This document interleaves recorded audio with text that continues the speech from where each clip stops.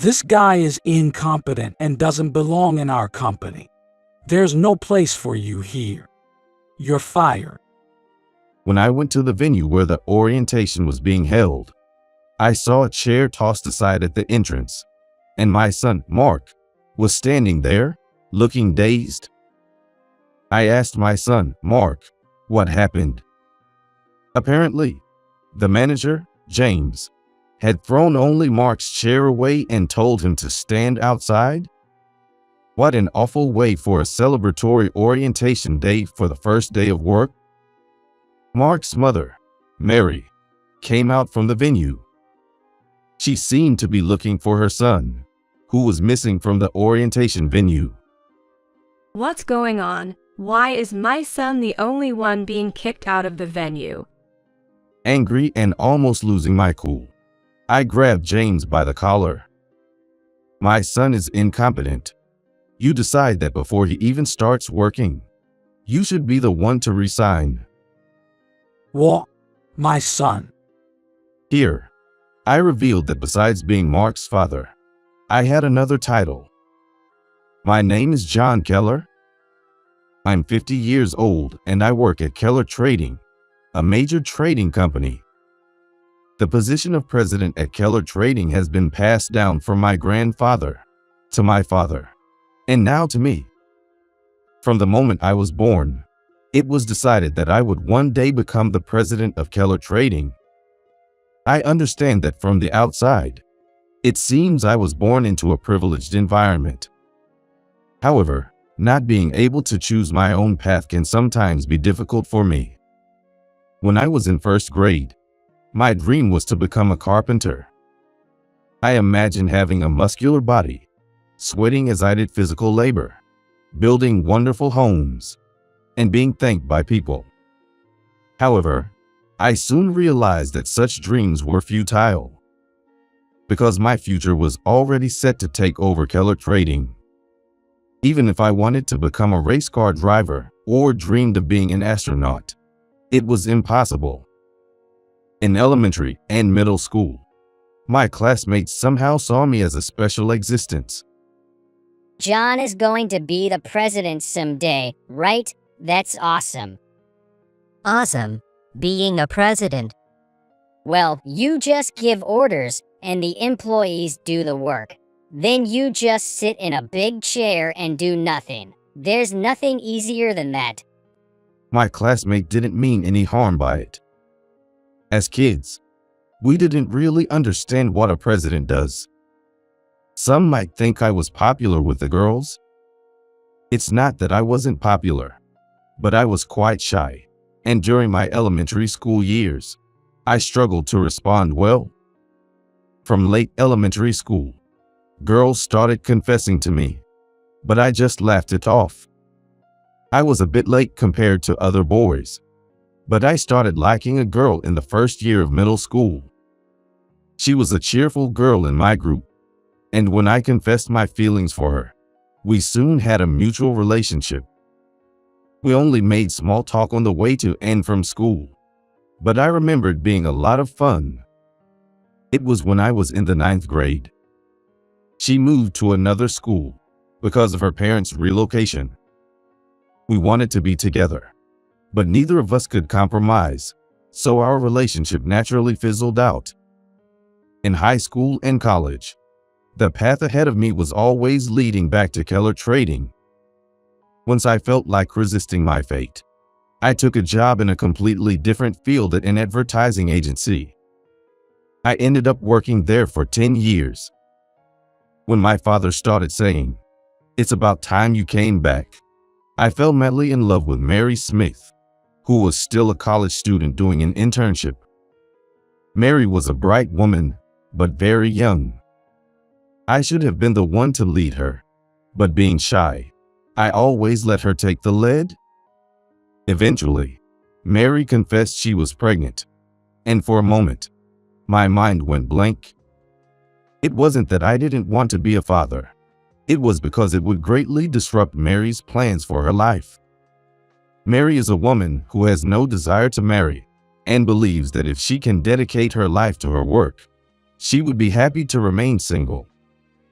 When I thought she'd be panicked about being pregnant, she continued working in a straightforward manner, took a short maternity leave, and gave birth to a boy. We named him Mark. A family meeting was held, and I argued that I wanted to marry Mary, but neither my father nor my grandfather would listen. I boldly claimed that even if I had to break ties with my family, I would be with Mary. But then Mary came home and declared she would go her own way. I have no intention of joining the Keller family. I will continue to pursue my dreams and live with my son. It's going to be tough being a single mother while advancing your career. Wouldn't you let us raise Mark? I absolutely refuse that. If you try to take Mark away, I'll have to sever ties with John. I will continue to stay in touch with John, so please don't talk about replacing me as a parent. Mary's firm stance left my mother with no choice but to retract her opinion. For my father and mother, Mark was their first grandchild, and being a boy, they had their hopes. However, since marriage was not an option, I had no choice but to interact with Mark as a parent living apart. Mary joined the advertising agency and started building her career. I ended up marrying Yasmin, whom my grandfather had chosen. Yasmin wasn't particularly beautiful, but she was a straightforward and comforting woman to be around. I didn't feel the passion I had with Mary, but I convinced myself that this was what marriage was about, not just romance. Mark grew up healthy and strong. Since Yasmin and I didn't have children, I believe my grandfather, father, and mother all secretly wished to meet Mark. However, out of consideration for Yasmin, I alone continued to be the fun uncle who gets along with his mom to Mark. What Mary and Yasmin really thought about this situation, I could never tell. The fact that I had greatly altered the lives of these two women was something I had to accept. I kept telling myself to make the best decisions at each moment, and chose my path accordingly. Eventually, after graduating from university, Mark submitted his resume to Keller Trading. According to Mary, she had not given any particular guidance as a mother regarding his career path. I felt the continuation of a destiny. Mark was an exemplary student. He excelled at school, was active in volunteer work, and I heard he spoke clearly and confidently in interviews. I hadn't revealed Mark's lineage to anyone, but I was confident he would definitely receive an offer. However, an unexpected figure stood in the way. James Anderson, the HR manager at the head office, opposed Mark's final hiring approval to the end. James joined the company the same year as I did, but he didn't know I was the next president. When I joined the company, I had used my mother's maiden name, Wilson, instead of Keller, because of the frustration of being noticed only as the boss's son since childhood and not being recognized for my true abilities. Of course, James didn't know that Mark was the son of the next president. Mark's surname was Smith, and mine was Wilson, so it was impossible for anyone to realize they were father and son. That meant it was unthinkable for James to consider him a potential successor to Keller Trading. Suppose James had somehow realized my true identity. In that case, he wouldn't want to oppose the next president and would have simply agreed to Mark's hiring. Observing James calmly, I saw him only as a peer and rival from when we joined the company together, with no apparent hostility. So, why was he so opposed to Mark joining the company?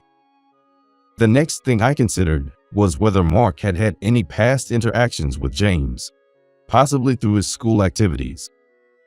Mark had attended the top high school in the region and then a prestigious national university. I knew he had been active in club and volunteer activities during his 4 years there. It was possible he had come into contact with James during these activities. After much hesitation, I contacted Mary. It turned out to be a situation where just the two of us would meet for the first time in a long while, and I felt a mix of excitement and guilt. Mary showed up at our meeting place during a work break, dressed in a chic, high-end suit, looking every bit the cool career woman. Seeing Mary like that, I felt maybe it was for the best that I hadn't forced a marriage. I asked if there had been any issues during Mark's university years, but Mary had no particular concerns to recall. You don't need to force a job offer. The company isn't just color trading, and experiencing setbacks early in life can be beneficial in the long run. I want Mark not as my son, but as a new employee. I promise he won't get any special treatment, so rest assured. With this strong recommendation to my father, who is the president, Mark was hired at our company. On Mark's first day at work, when I opened the window, the sky was clear and a pleasant breeze blew in. The thought of Mark starting his career filled me with deep emotions. It's a parent-accompanied orientation, so Mary is attending too. Furthermore, today is a special day for me as well. After having breakfast prepared by my wife, Yasmin, I headed to the orientation venue in a hired car. There, I witnessed an unbelievable scene. The stage was set in a small auditorium next to the main office building, where the new employees sat on folding chairs, looking nervous. I sneaked to the back entrance to observe Mark without being noticed. Then, I realized that one seat among the new employees was conspicuously empty, like a missing tooth in a row. Moreover, I couldn't see Mark, who should have been there. A bad feeling rushed over me, and I hurried to the door where the new employees had entered. Then something unthinkable happened. A folding chair was discarded at the entrance, and there stood Mark with a dazed expression. Next to him, James stood with his arms crossed and belly pushed forward, looking down on Mark. I rushed over to Mark's side in panic. What happened? All the other new employees are seated inside the venue. Mark recognized me, but he immediately dropped his head. What are you doing?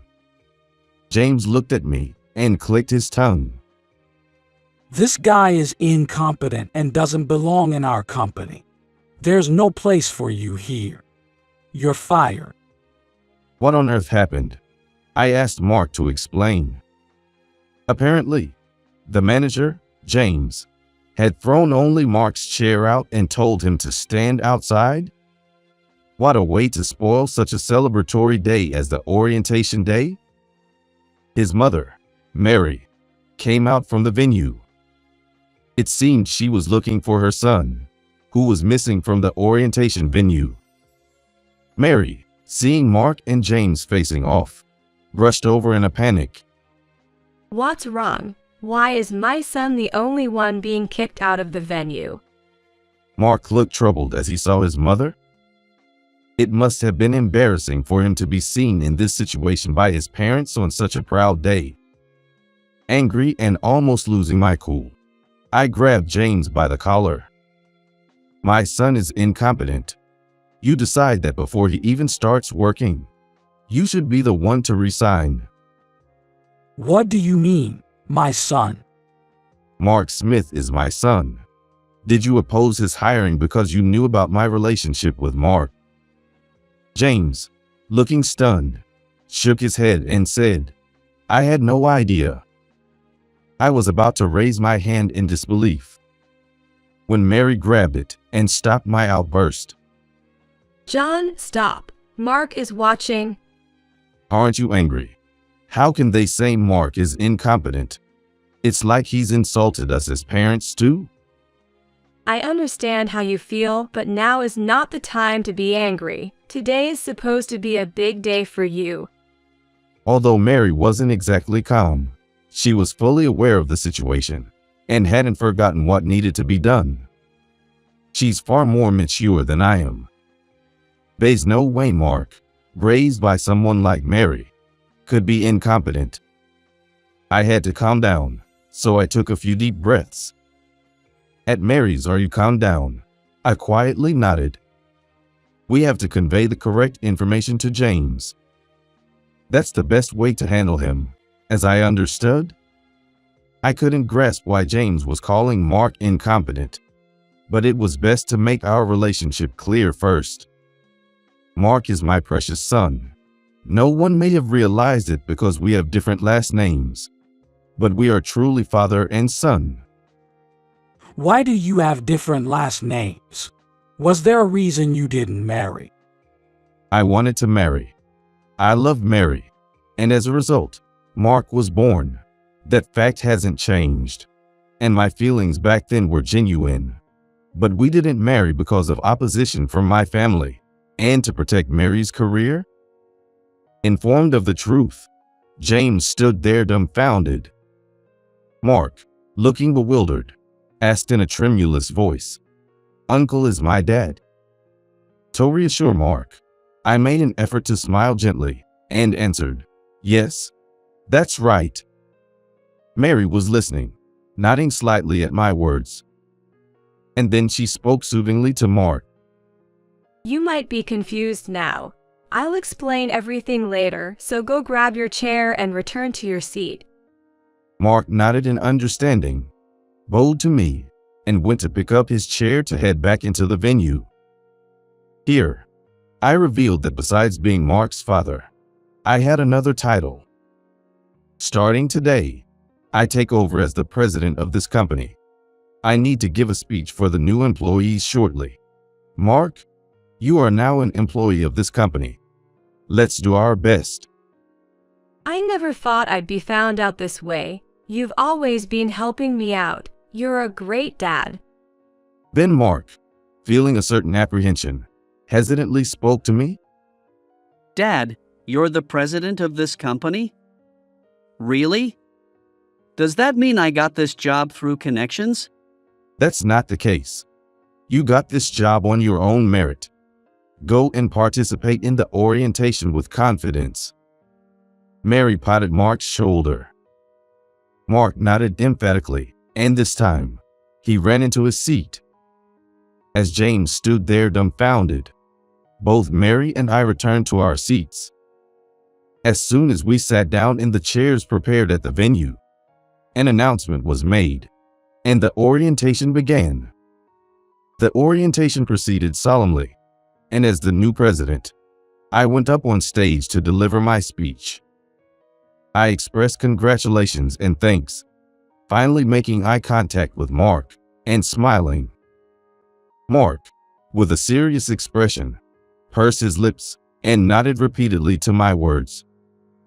After the orientation ended without issue, I invited Mary and Mark to have a dinner together for the first time in a while. Mary looked at me with a puzzled expression. Mark is one thing, but are you sure it's okay to have a dinner with someone like me? Won't Yasmin feel bad? Yasmin is well aware of our relationship and knows that today was Mark's orientation. It's a good chance for the three of us to be together. Having a dinner should be allowed. I'd like to have a dinner with Dad. There was so much that surprised me today. I want to have a thorough talk and sort out my feelings with both my mom and dad. To reassure Mary, I phoned Yasmin and told her the three of us were going to have a dinner. Yasmin responded with her usual calm voice. Enjoy your time. We decided to celebrate Mark's joining the company and my appointment as president at my favorite restaurant, which overlooks a beautiful garden.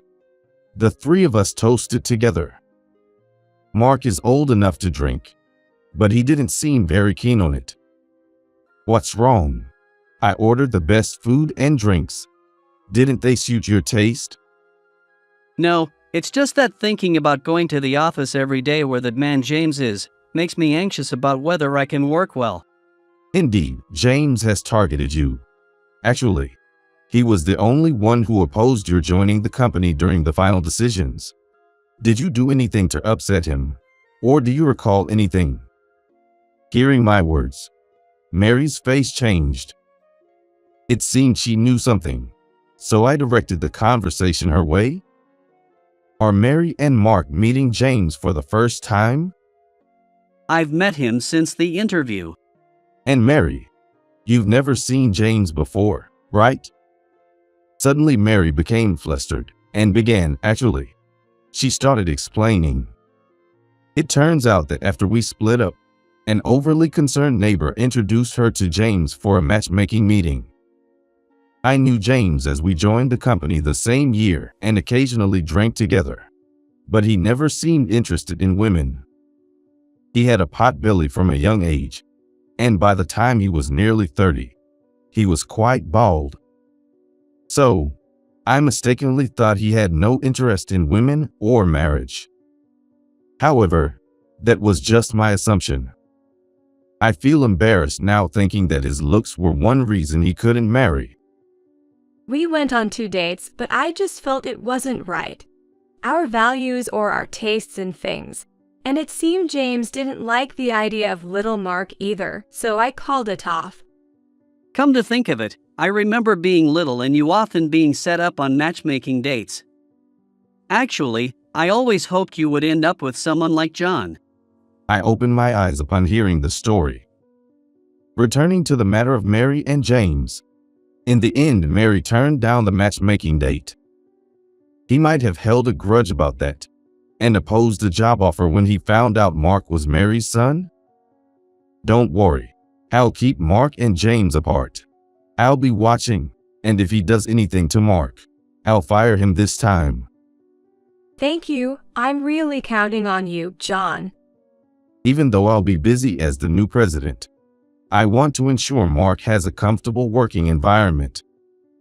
Mark smiled and poured me a drink. Sharing a drink with my son has fulfilled a long-held dream, making today the best day of my life. After parting with Mark and Mary, I returned home in a hired car. The lights were on at home, but unlike usual, Yasmin didn't come to greet me at the door. I called out, "I'm home," and entered the house. She might be out dining with friends, since I told her I'd be out with Mark and Mary tonight. Entering the living room lightheartedly, I found Yasmin sitting in the dark on the sofa. Startled, I hurriedly turned on the light. "What are you doing sitting in the dark?" Did you enjoy your dinner out? "Well, it was okay. What's up? You've never asked that before?" While I took off my jacket and loosened my tie, Yasmin didn't stand up, but looked straight at me and spoke firmly. Let's divorce. Now that Mark is in the same company, you'll see Mary more often. It's only a matter of time before she enters your heart again. What are you saying? I never even married Mary. I admit Mark is lovely, and I am grateful to Mary for raising such an honest son, but that's all it is. Have you really been looking at me all this time? I appreciate the comfortable life you've provided, but you've been too busy to even pay attention to me. I felt like I had been struck on the head and looked intently at Yasmin.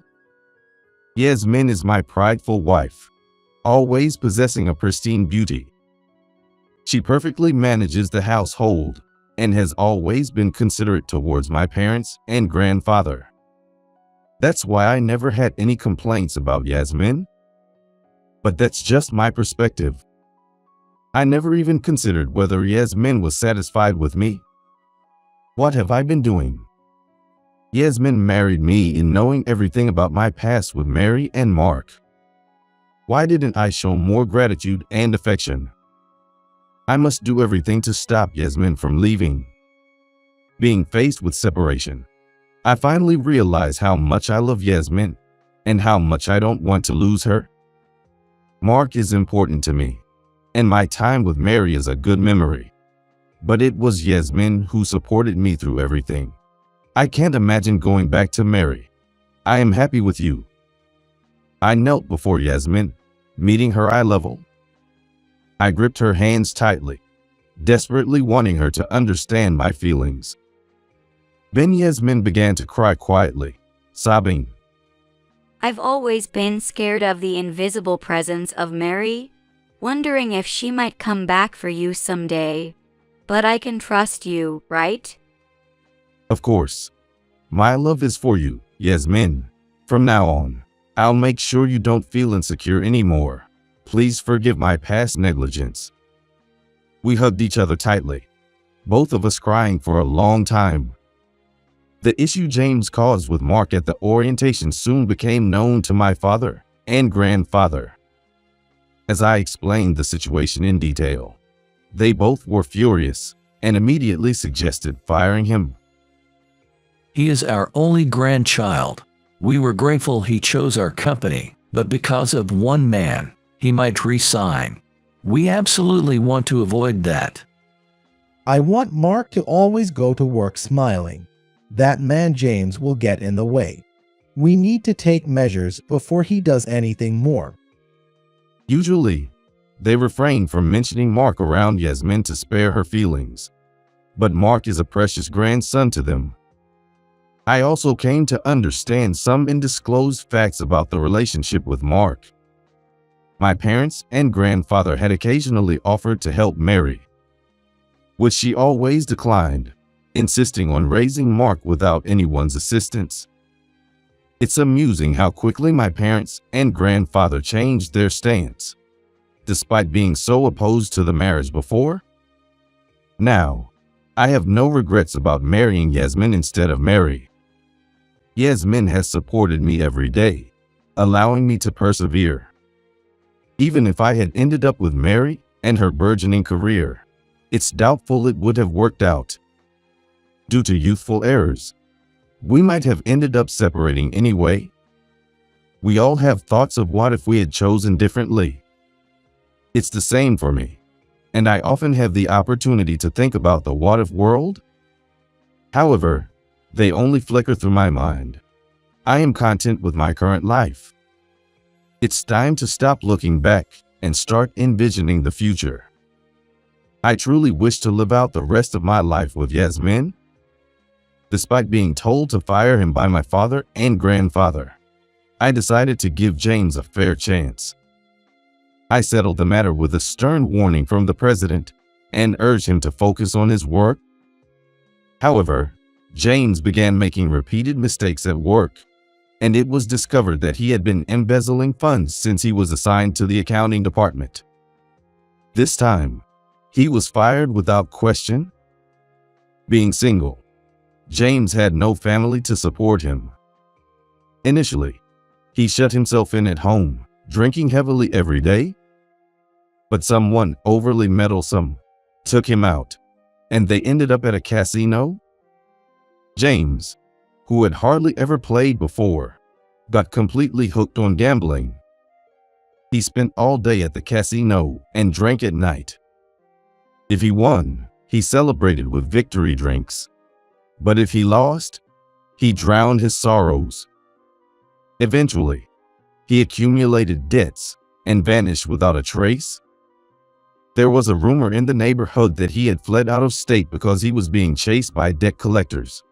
Eventually, people forgot that James was an employee in the company. Mark's growth has been remarkable. After completing his new employee training, he was assigned to the accounting department. He has been accumulating solid achievements and growing into a respectable working professional. Being able to witness his development up close has been an immense joy. I've always regretted not doing fatherly things for Mark, but seeing him thrive at work blows those regrets away. Mary has successfully finished raising Mark and is now living her life. She was recently promoted to manager and led a major project to success. Her skills have been recognized, and there is talk of her being assigned to an overseas branch. Hearing that Mary is thriving makes me genuinely happy. As for me, things are going very well. I'm working hard every day as the president. Moreover, I've made an effort to spend more time with Yasmin.